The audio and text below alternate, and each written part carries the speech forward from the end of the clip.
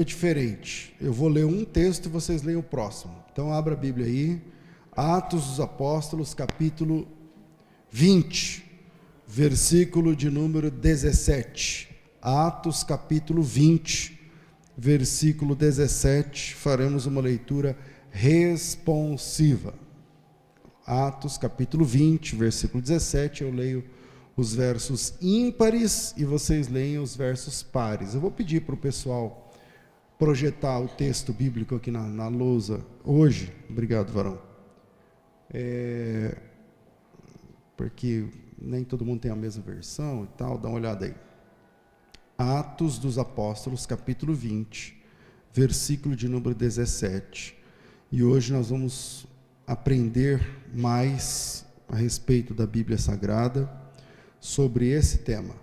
Meu chamado é eficaz no reino de Deus? Meu chamado está sendo eficaz no reino de Deus? Vamos lá. De Mileto, Paulo mandou a Éfeso chamar os presbíteros da igreja.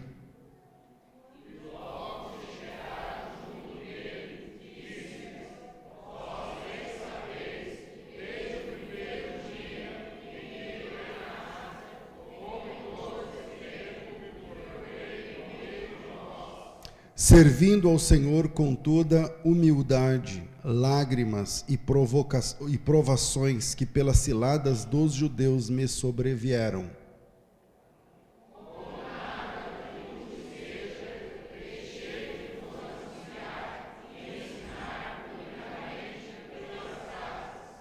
Testificando tanto a judeus como a gregos o arrependimento para com Deus e a fé em nosso Senhor Jesus Cristo.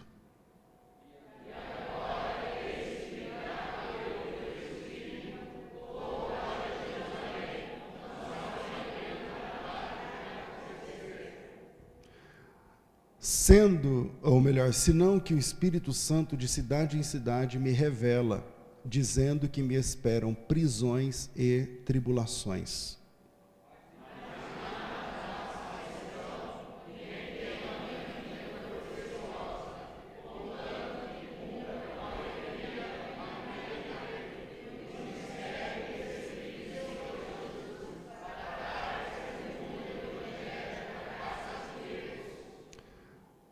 E agora, eis que eu sei que todos vós, por quem passei pregando o reino de Deus, não vereis mais o meu rosto.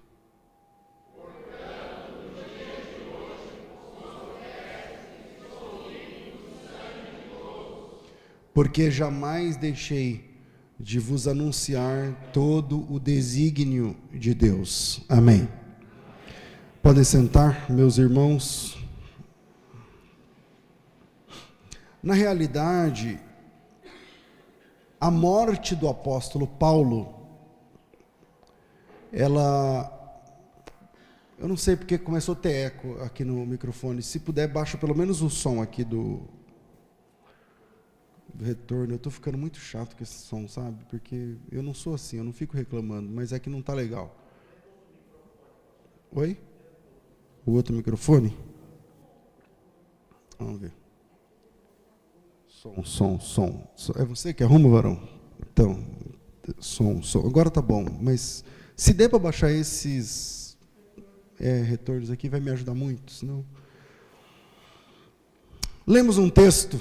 Obrigado. Agora faz igual no Universal, põe as duas mãos para trás.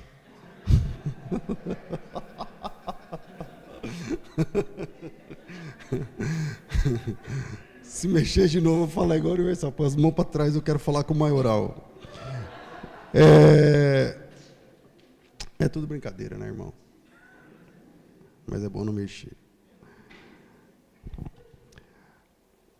O apóstolo Paulo, vocês sabem, ele morreu decapitado no século I por ordem do implacável, terrível Nero.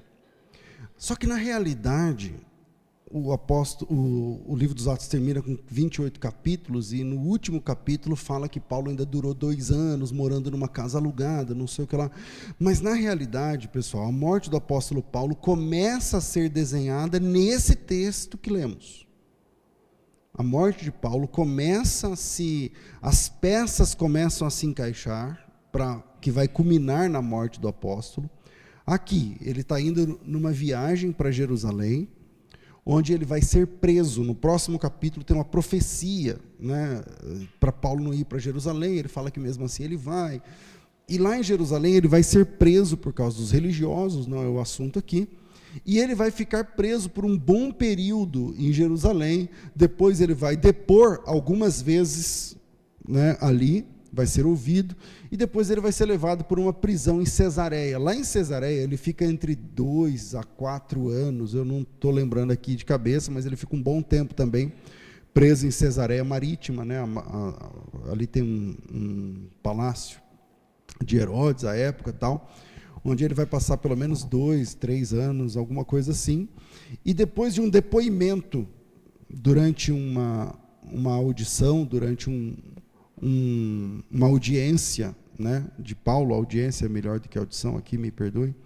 Durante uma audiência, Paulo ele exerce o seu direito de cidadão romano, apela para César, e quando ele apela para César, ele ganha automaticamente o direito de se defender diante do imperador de Roma, e ele vai para Roma, que é lá onde ele vai morrer decapitado. Então, todas as peças começam a se encaixar, que vai culminar na morte de Paulo. Lá em Roma, Paulo vai ter a cabeça separada do corpo.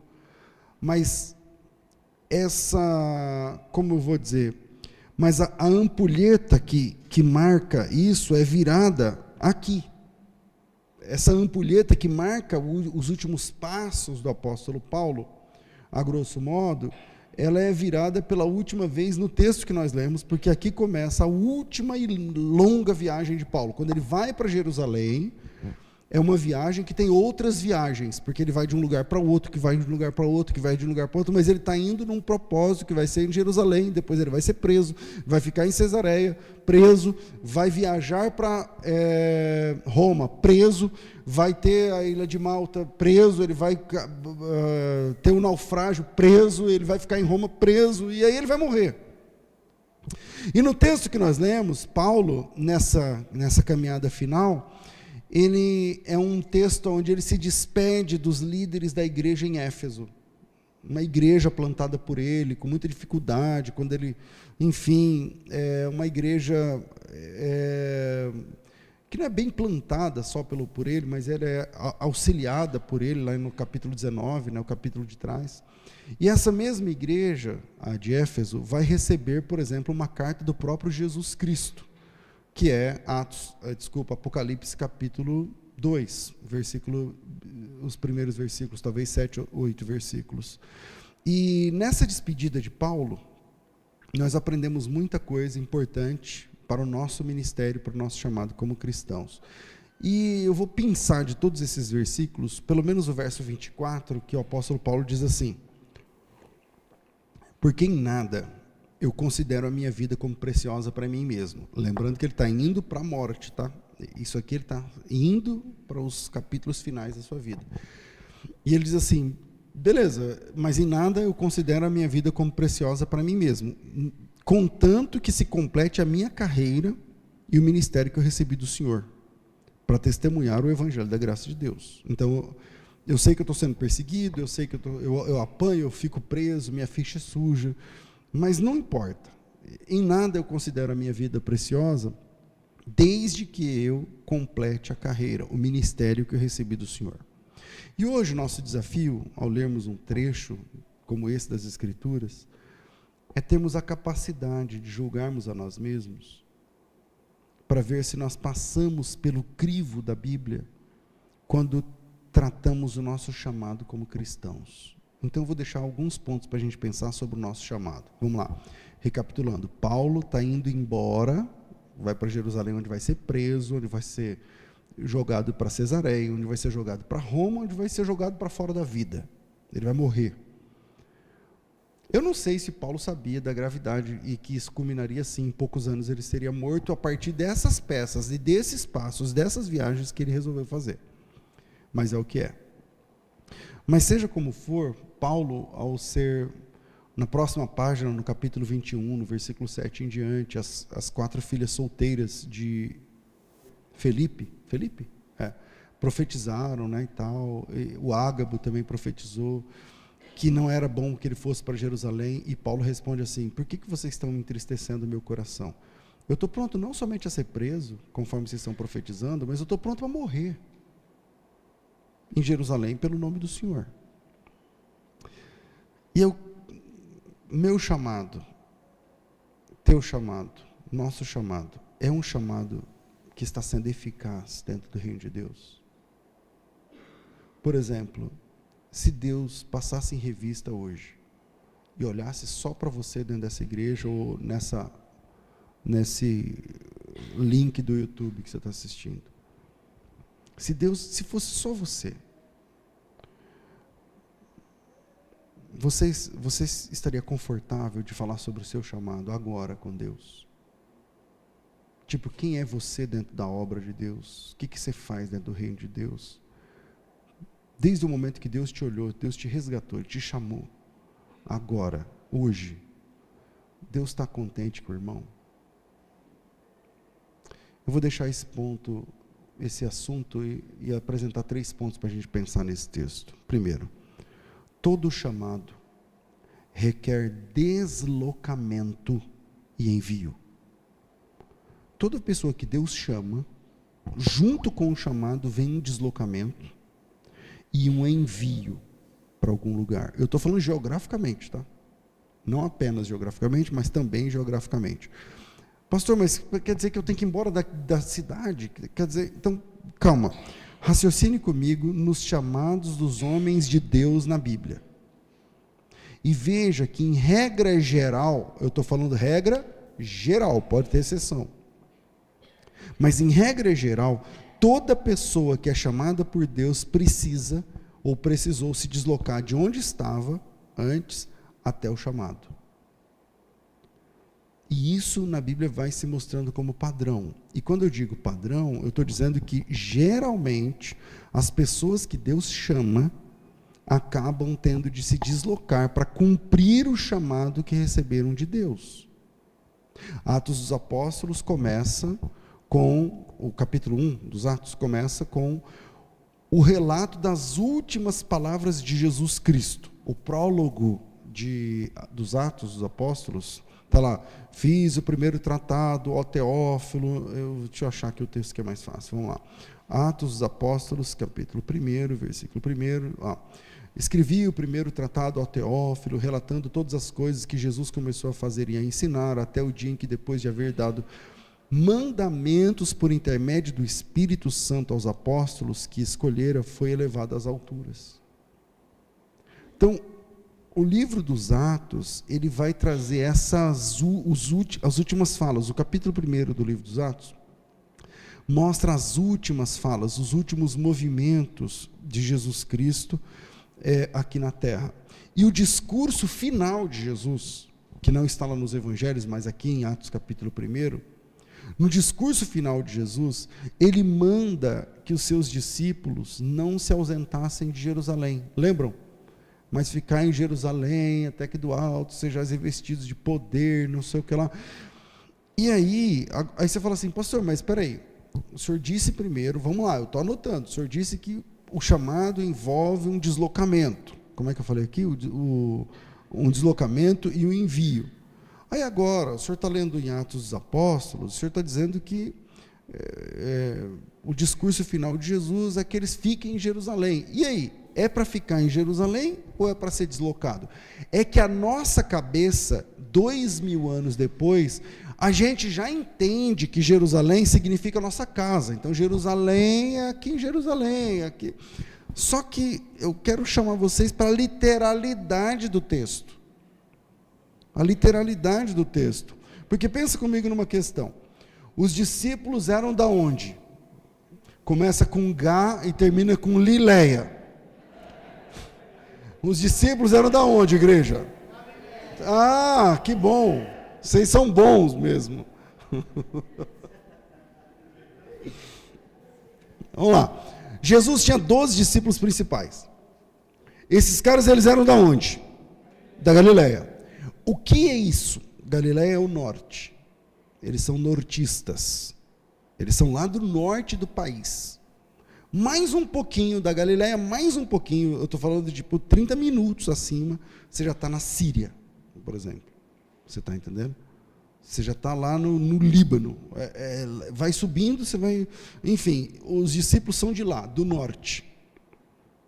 Ou seja, lá do norte do país. Só que Jerusalém fica no centro. Imagina que os discípulos são de Manaus e Jerusalém é Brasília. Para a gente ter uma ideia. É que o Brasil é muito grande, né? Não, a distância não é essa, mas a disposição é. Tipo BH, mais ou menos. Jerusalém era ali em BH, por exemplo, em comparação com o norte, né? E aí, Jesus morre em Jerusalém, que é no centro, meio quase para o oeste ali do país. Jesus é nortista. Ele é criado no norte, muito embora tenha nascido na Judéia, mas ele é criado no norte. Os discípulos são nortistas, eles são galileus. Mas quando Jesus morre, ele morre na Judéia. E ele morre com os discípulos, os 12 discípulos estão lá, a última ceia é na Judéia, é tudo ali na Judéia. E aí quando Jesus chama os discípulos e fala para eles, fiquem aqui em Jerusalém, isso em si já é um deslocamento. Está fazendo sentido para vocês? Imagina que Jesus chega em vocês e fala assim, então, fica todo mundo em Belo Horizonte. Você fala, ué, mas por quê? Não, porque é isso aí, o plano é esse, fica todo mundo em Brasília, fica todo mundo em Aparecida de Goiânia, sei lá, algum lugar assim, no centro do país. Aí você para e fala, tá, mas isso custa. Porque quanto custa ficar na cidade de Jerusalém? Quanto custa ficar na Judéia? Quanto custa para quem não mora lá, ter de ficar lá 40 dias? Você tem dinheiro agora para ficar 40 dias hospedado em um lugar? Você tem previsão agora? Provisão e previsão? Então, ficar na cidade em obediência à ordem de Jesus, em primeiro lugar, custa. Custa. Então, o chamado de Deus geralmente vem com um tipo de deslocamento. E é muito interessante, conforme você vai verificando isso na Bíblia, o padrão vai surgindo. O chamado de Deus geralmente tem a ver com um deslocamento, e isso custa. Quanto custa? Custa tudo. Custa tudo. Obedecer a Deus custa tudo. Porque para obedecer a Deus, eu, por exemplo, já tive que mudar de cidade. Alguns aqui também já, eu acho. Para servir a Deus, a gente já teve que... Você sabe o que é? Parar o carro numa cidade que você nunca foi, faltando meia hora antes de começar o culto, para tomar posse numa igreja, ser empossado numa igreja, e a partir daquele momento você mora ali? Eu já fiz isso com a Vanessa. E você chegar às 6h30, o culto é 7, você parou o carro na frente da igreja e falou, bom, é aqui. E agora? Agora a gente mora aqui. Aí não tinha para onde ir, a gente ficou num hotelzinho, Hotel Tabajara, a Camila bebê, meses, não, eu acho que 1 ano e pouquinho, 1 ano e meio, de fralda. Aí ela fica no hotel, sai, vamos cuidar, vamos abrir igreja, vamos trabalhar, vamos pregar, vamos embora, e tal. Então, o chamado geralmente vem com algum tipo de deslocamento. E isso custa. E quanto custa? Custa tudo. Porque se Deus falar assim agora para você, vai para Colômbia, para tal lugar, quanto custa isso? Custa tudo. Porque não é só a viagem, é o tudo que envolve. Porque quando Deus fala conosco, quando Deus chamou você, junto com esse chamado, geralmente vai estar um deslocamento. E Ele chama porque Ele quer enviar você para alguma situação. Ele não chama você para ficar enfeitando o banco da igreja. Ele chama porque Ele quer enviar você. O chamado requer envio. E esse chamado e esse envio pode até ser nacional. Pode até ser na sua cidade. Mas é um envio, você vai fazer alguma coisa agora. Deus não chamou você para você ficar frequentando igreja quando der.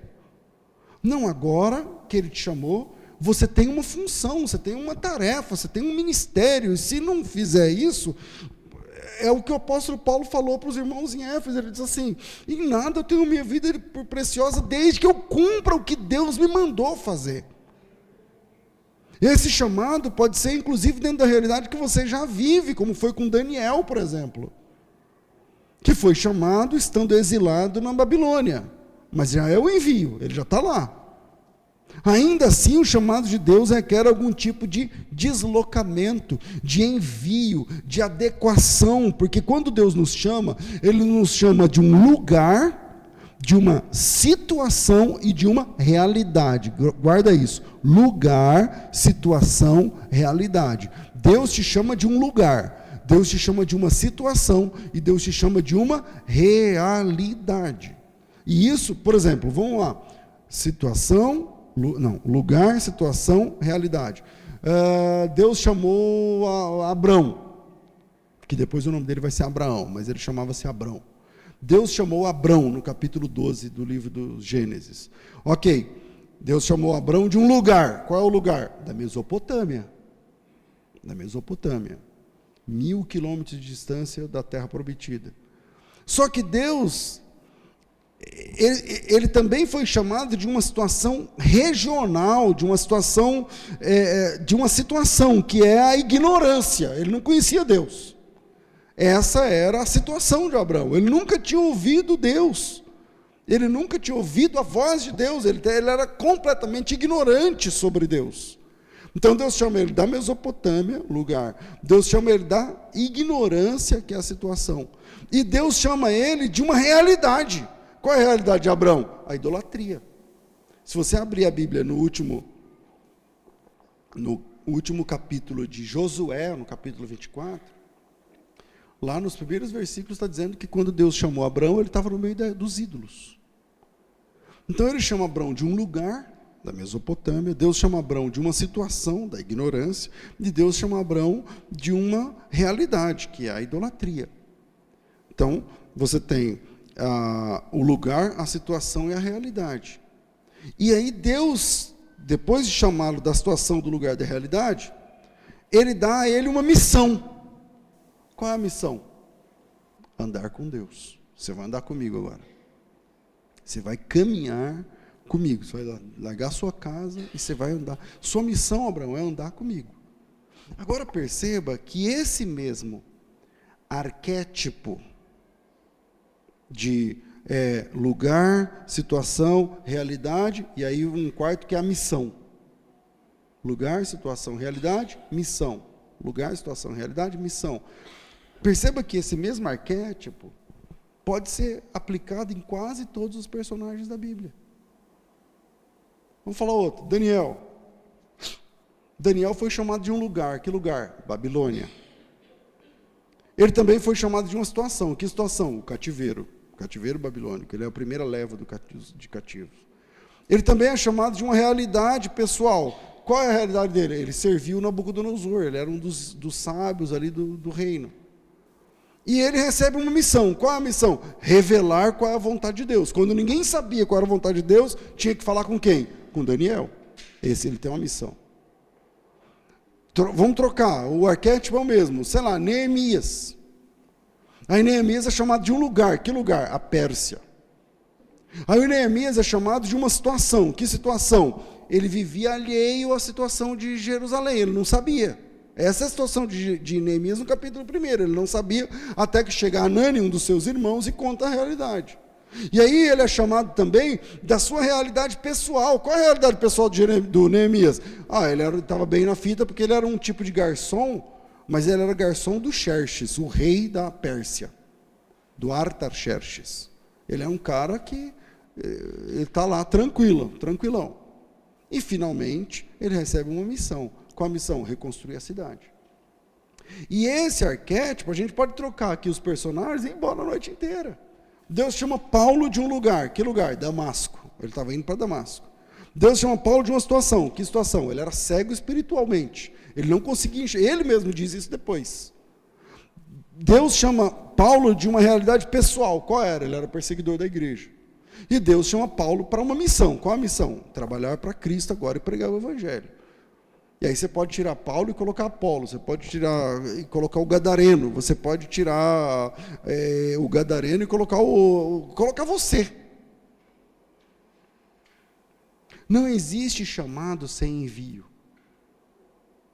Olha aqui para mim, Deus não chamou você para enfeitar a igreja dos outros.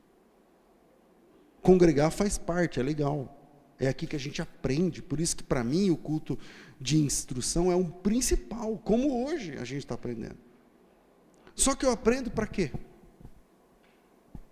A gente não pode ser, vive para sentar e senta para ouvir, e ouve para sentar e senta para ouvir, e ensaia para cantar e canta para ensaiar, e fica nisso. Tá, mas qual é a sua função? O que você foi chamado para fazer? O que você é dentro do reino? Para que Deus chamou você? Então não existe chamado, tipo assim, Deus chama, vem. Não existe chamado sem envio. Vem para você me conhecer, para você andar comigo, para você ter intimidade. Porque eu tenho um propósito com você agora nesse mundo. O chamado de Deus requer envio.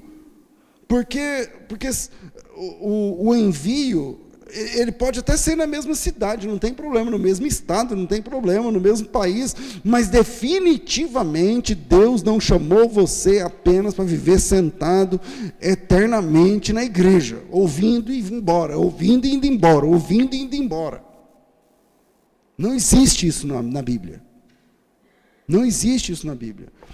E essa palavra talvez pode deixar você desconfortável.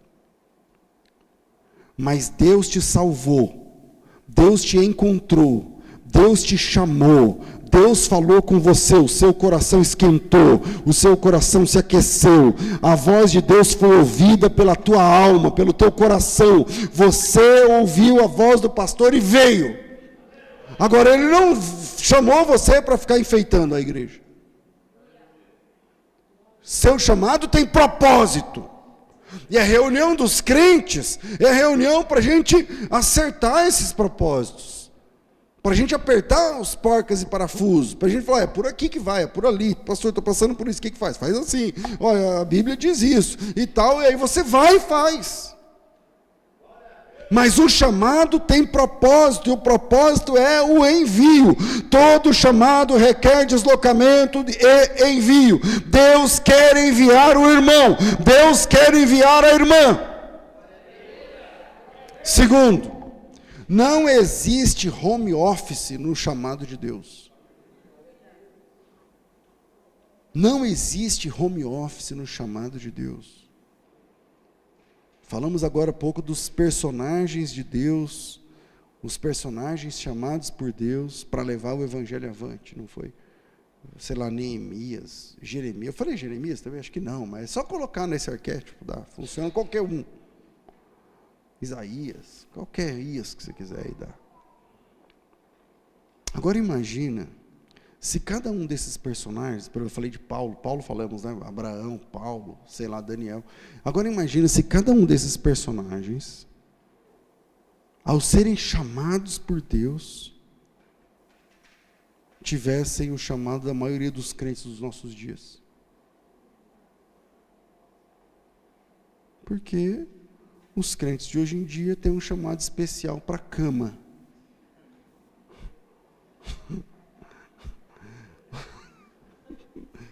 Uns irmãos da nossa época sentem um chamado assim para o sofá. Pastor, Deus me chamou. Eu sinto uma comunhão, eu chego em casa e falo assim, aqui é meu pedaço. Aquele travesseiro, eu já tenho minha almofada, é ali, pastor. Então, Deus tem comigo ali no sofá. Muitos crentes hoje em dia têm esse chamado aí da cama, né, do sofá, da preguiça. Muitos irmãos sentem um chamado específico para ficar em casa mesmo, né, deitados eternamente em berço esplêndido. Deve ter gente aqui dessa leva ouvindo pela internet. Tudo bem, a tecnologia está aí para isso, a gente investiu aqui nas câmeras para dar tudo certo e vocês terem uma boa experiência em casa, Só que Deus chamou o irmão para ficar aí na internet? É isso? O seu chamado se resume nisso aí? Você acha isso? A pandemia mostrou para o mundo o tal do home office.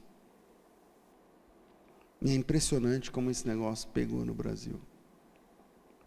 Hoje nós temos motoristas que trabalham de home office. Não, pastor, eu não estou podendo, na época que a pandemia estava em alta, é o seguinte, você deu 2 tossidas, aí você já falou, eu preciso fazer home office. Mas você é motorista, então. Mas eu vou ficar 14 dias de home office. Não, mas não tem como você ser motorista e fazer home office. Você vai ficar na sua casa, né, na verdade. Então, você não vai vir trabalhar. Mas na nossa época, nós temos, por exemplo, médicos que trabalham de home office, enfermeira de home office. Sei lá, cara, diarista trabalhando de home office. Vocês estão achando que isso é piada, né? Quem aqui tem funcionário, levanta a mão. Não, levanta a mão de verdade, sem medo de ser feliz. Alguns, beleza. Isso que eu estou falando é verdade ou é mentira? Que tem até pessoa que trabalha lá onde... pastor, eu vou ter que fazer home office. Tem ou não tem isso? Tem, cara. Tem. Aí você fala assim, tá, mas como a pessoa é porteiro e vai fazer home office? Tem, cara. Hoje em dia é assim. Hoje em dia é assim. Eu estou tossindo, minha garganta não está legal, vou fazer home office. E a pessoa não pede mais, ela avisa. Da pandemia para cá, ela avisa. Entendeu? Ela chega e fala, não estou legal, eu vou ficar de home office aí, 2 dias. E aí, na pandemia, você não podia falar nada, você não pode fazer nada, e é o que é, cara. E é o que é. Eu, raramente, durante o mês, algum colaborador não manda o golpe do home office na empresa que eu tenho. Então, hoje nós temos essa realidade. Aí, quando você vem para o lado espiritual, que é o nosso assunto aqui, hoje você encontra obreiro, que é obreiro home office. Ele é obreiro, entendeu? Ele é obreira, ele foi consagrado, aí Deus falou com ele, falou com ela, e tal, e aí, e foi uma benção, não sei o quê, e foi lá na frente, chorou, não sei o quê, o pastor, Deus confirmou, e tal, só que agora é home office. Aí você fala, irmão, e aí? Não, pastor, mas eu estou aqui no online, no culto, tá benção, o senhor pregou sobre tal assunto, não sei o que lá, e tal, não é? Então, é isso. Vamos lá. Igreja.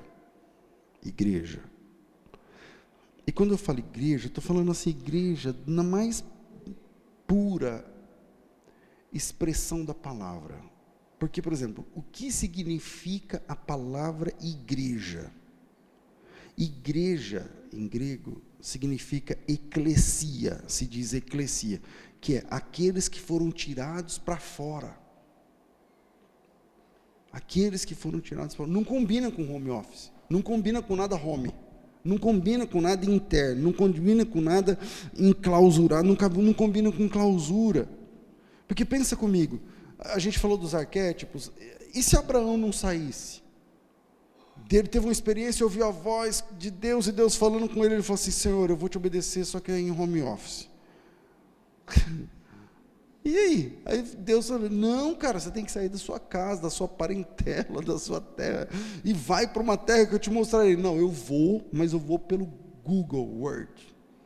Eu vou por aqui, eu vou pelo Waze, eu vou no home office, entendeu? Eu vou abrir aqui em 3D, e eu vou olhar esse lugar aí, tem o mapa, tem a NetGeo, tem o Discovery, que vai me mostrar como funciona.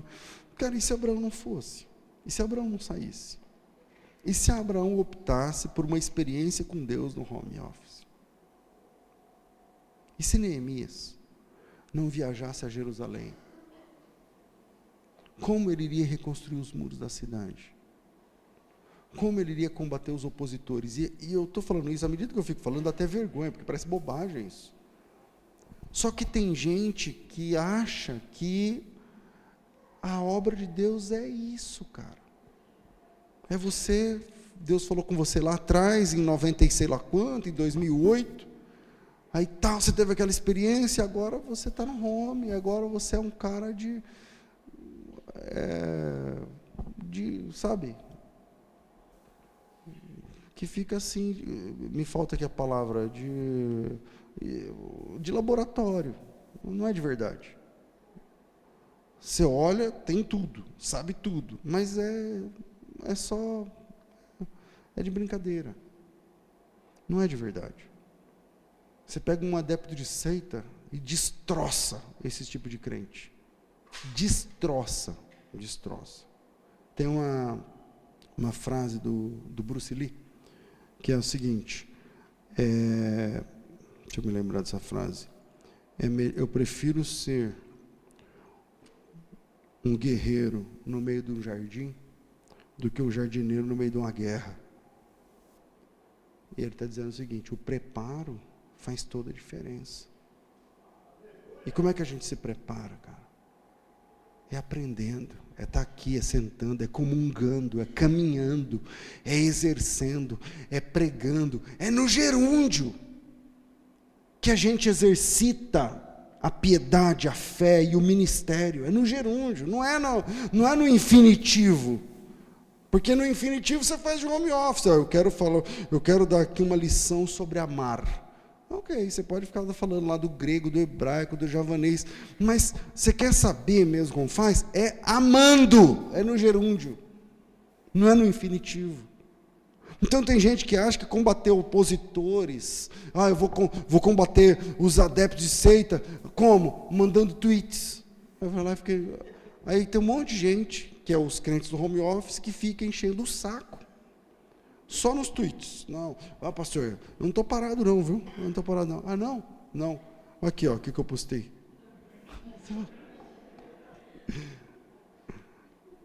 É de laboratório, entendeu?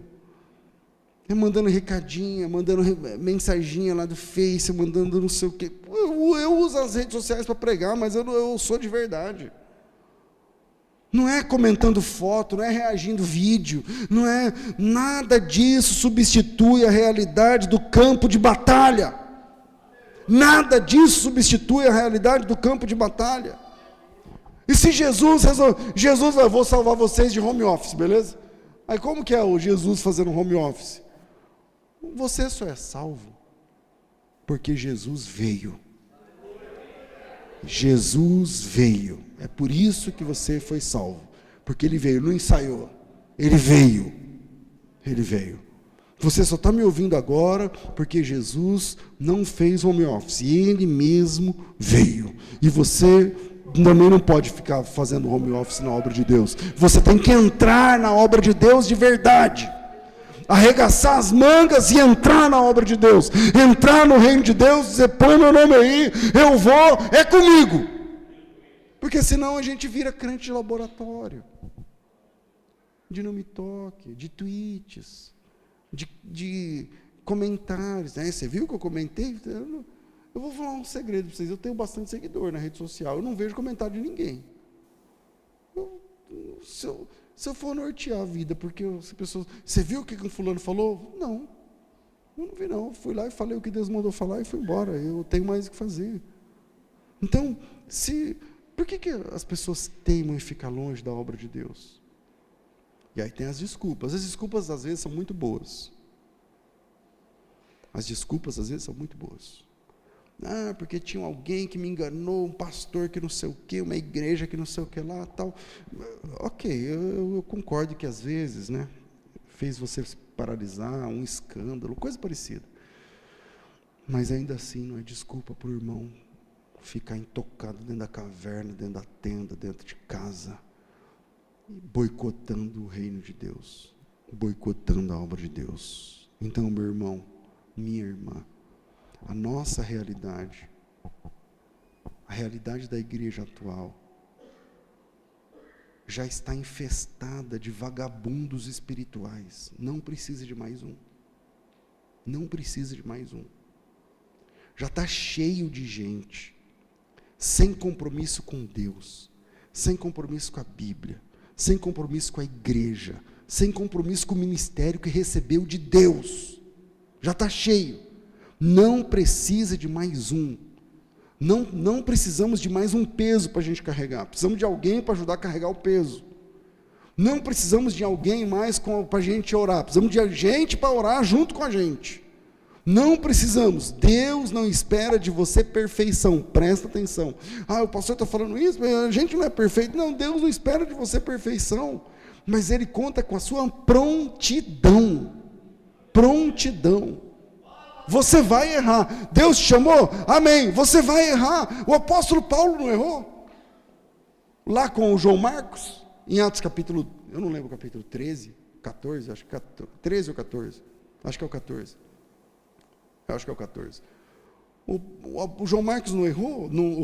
O apóstolo Paulo não errou? Porque o João Marcos desertou.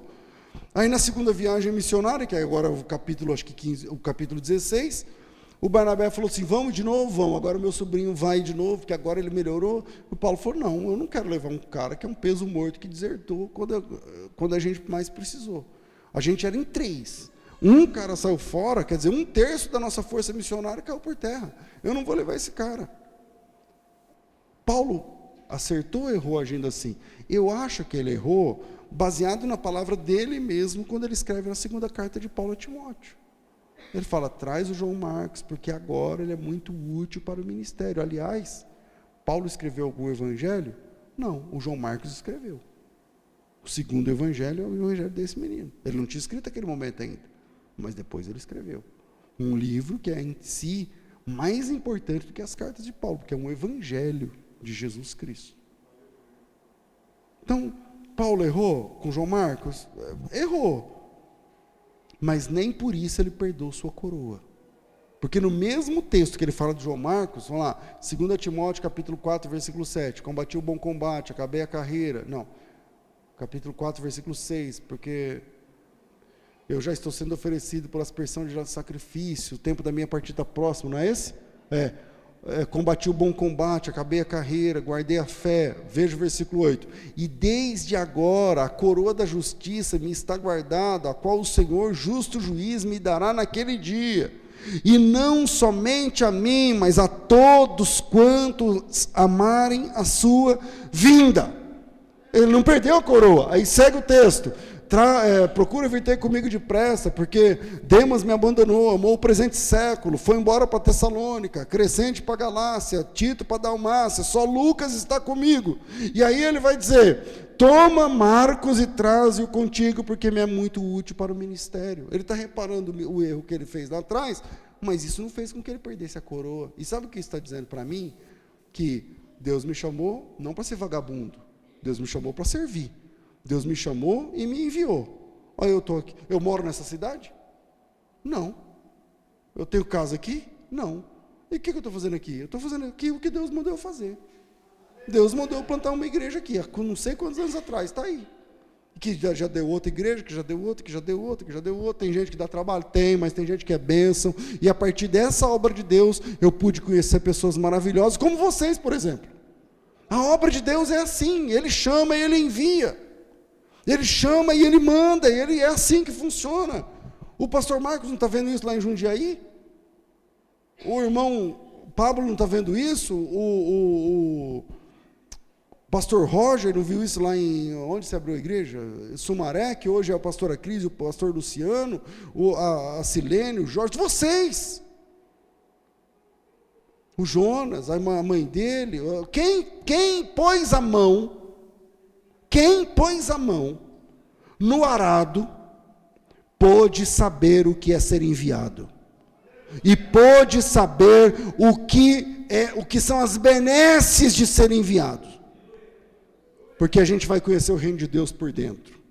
E aí a gente vai ter sabores de sabores, alegrias, tristezas. Mas é assim que a gente cresce na fé. É assim que a gente cresce na fé. A gente erra. A gente falha. Eu já falei com alguns irmãos aqui.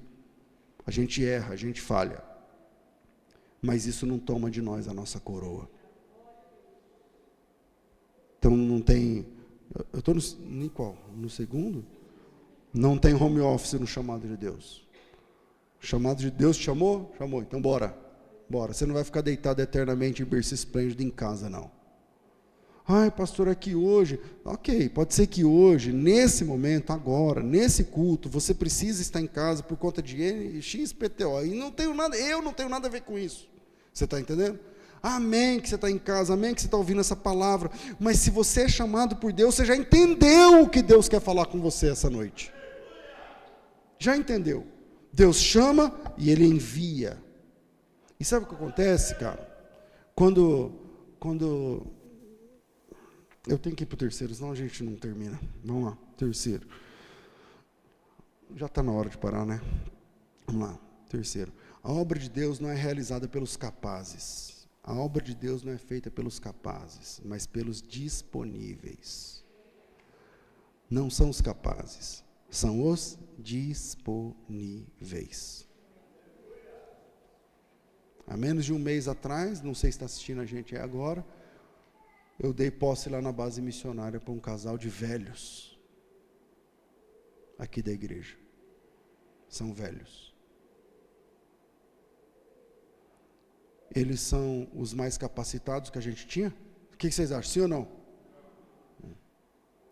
Tem pessoas mais capacitadas aqui sentado ouvindo essa mensagem. Mas eles estavam disponíveis. Pastor, põe o nosso nome aí. A última relatório que ele mandou, ele falou, pastor, está quase geando aqui, está muito frio, está chovendo, porque lá já é frio natural. Imagina nessa friaca que deu agora. Vocês pensaram? Oraram pelo nosso missionário?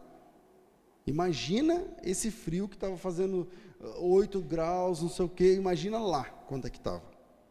Ele falou, pastor, pouca gente está vindo e tal, só que no dia que eu preguei, algumas pessoas se converteram, não lembro, umas 2 ou 3. 2 já vão se batizar. E ele falou, está pouca gente vindo, mas nós estamos fazendo discipulado com os 2 irmãos que vão se batizar. Pronto. Eu não vou nem tratar desse terceiro assunto, terceiro ponto. A obra de Deus não é realizada pelos capazes, mas pelos disponíveis. Pelos disponíveis. Tem gente muito capaz para pregar. Está disponível? Não, então não vai pregar. Sabe pregar, vai pregar? Não. Tem gente muito capaz para cantar, para louvar, para tocar, para fazer, mas quem toca? Os disponíveis. Tem gente muito capaz na oração, que tem uma oração linda, mas sabe quem Deus usa? Quem está disponível. A obra de Deus é feita pelos disponíveis. Se você estiver disponível, começa a orar. Fala, Senhor, eu quero me disponibilizar para a tua obra. E na Bíblia tem um monte. Vocês acham que só tem 9 dons na Bíblia? Não tem. Tem vários dons. Tem dom de presidir. Tem dom de socorro. Tem dom de ofertar na Bíblia. Você sabia? Que na Bíblia tem dom de quem, eu não lembro como é que fala lá, que oferta, que de liberalidade. Pastor, estou disponível. Ora a Deus, fala, Senhor, eu quero disponibilizar meu dinheiro, meu tempo. Eu quero disponibilizar a minha mão. Eu quero disponibilizar o meu conhecimento. Eu quero disponibilizar minhas pernas. Eu estou disponível. Me usa. Me usa. E se você estiver disponível, a igreja de São Paulo, cara, sabe quem era a minha melhor companheira lá? Uma velha, que agora ela está com 85 anos, ela falou comigo isso ano passado, pastor, o senhor ainda é meu pastor, não sei o quê, e tal. Lembra da irmã Edith? Ela já veio aqui algumas vezes, acho que 84 anos de idade, andando de ônibus, vai para a igreja de ônibus, volta, abria, fechava, dirigia a oração. Aí você para e fala assim, peraí, mano, e esses caras com 20 e poucos anos?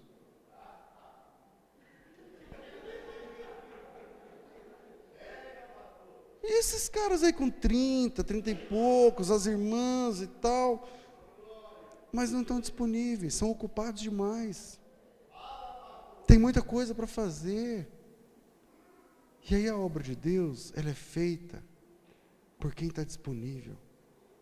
E enquanto eu estou falando aqui, se o seu coração está aberto, você está sentindo. E é Deus chamando você na palavra. Deus chamando você. Você também pode ser disponível. Você também pode se tornar disponível. Você também. Eu me lembro, cara, tem que parar. Eu me converti numa igreja grande. Cabia umas 700 pessoas na igreja. Aí, da cidade. Aí, pouco tempo de crente.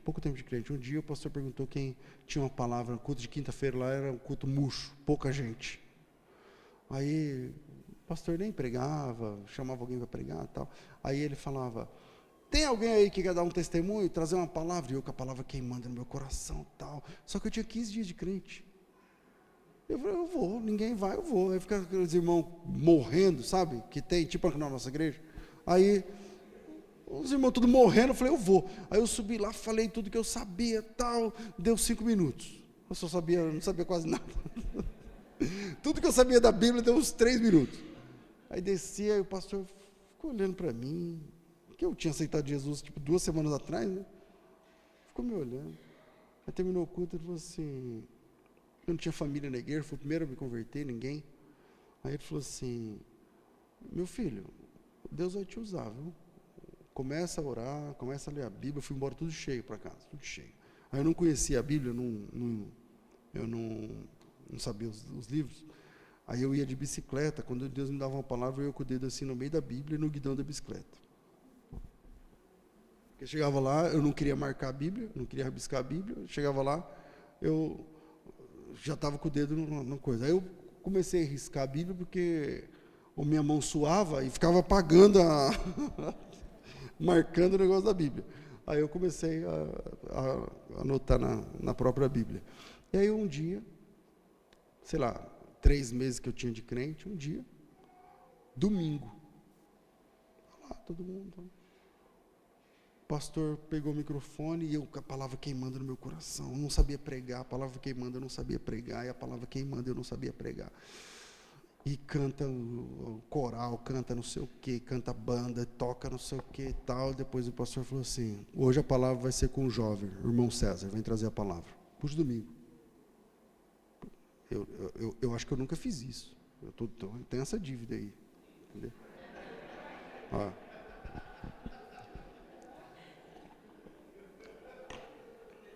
Cheio de presbítero na igreja, cheio de pastor. Fui lá e preguei. Quando a Vanessa me conheceu, eu não tinha 1 ano de crente. Eu tinha 11 meses de crente, quando a gente começou a namorar. Eu pregava no culto de domingo da minha igreja 1 ou 2 vezes por mês. Você lembra? 1 ou 2 vezes por mês. Porque é obra de Deus, cara. Aí você fala, pastor, mas o senhor manja. Não. Você me conhece agora. Eu estou falando de 11 meses de crente. Tipo assim, eu estou falando isso no dia 31 de agosto. Pensa que em julho do ano passado eu estava fervendo no forró. É isso. 11 meses de crente é isso aí. Entendeu? Eu estava aqui, mamando, virando noite, como diz o Luiz Gonzaga, para pegar o sol com a mão. E aí, agora pregando no culto. Porque a obra de Deus não é feita por... Os capazes, às vezes, são ocupados demais, são chatos demais. A obra de Deus é realizada por disponíveis. Se você se mostrar disponível, Deus vai te usar e te capacitar. Se você se mostrar disponível, Deus vai te usar. Deus vai te capacitar. Deus vai te levantar. E essa cidade vai ficar pequena para você. Deus abençoe vocês em nome de Jesus.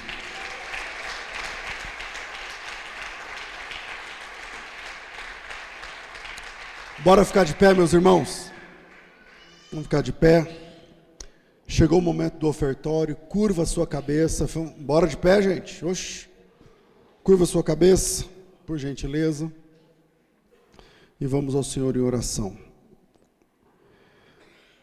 Senhor, como é bom te servir, te honrar e aprender a tua palavra, ouvir a tua doce voz. No meio de um estudo bíblico como esse, ouvir a tua voz, o teu chamado, a tua correção, como é bom, como é bom, como é bom te servir. Obrigado por ter falado conosco, Senhor. Obrigado.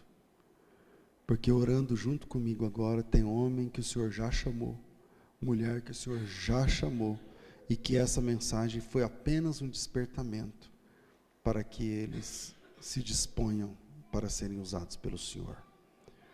Agora, na hora de ofertar, esse que é o último dia desse mês, dê-nos sabedoria para ofertarmos. Não queremos passar esse mês dando esmolas para a tua obra, mas ofertando. Alguns com dízimos, outros com ofertas, outros com votos que foram feitos anteriormente. A tua palavra diz que o Senhor ama aquele que contribui com alegria. Em nome de Jesus, receba os seus amados que agora vão investir na tua obra, Senhor, para que essas portas continuem abertas, para que esse prédio continue operacional, para que o teu nome continue sendo ensinado, como foi essa noite. Em nome de Jesus, nosso Salvador, oramos agradecidos. Amém. Amém.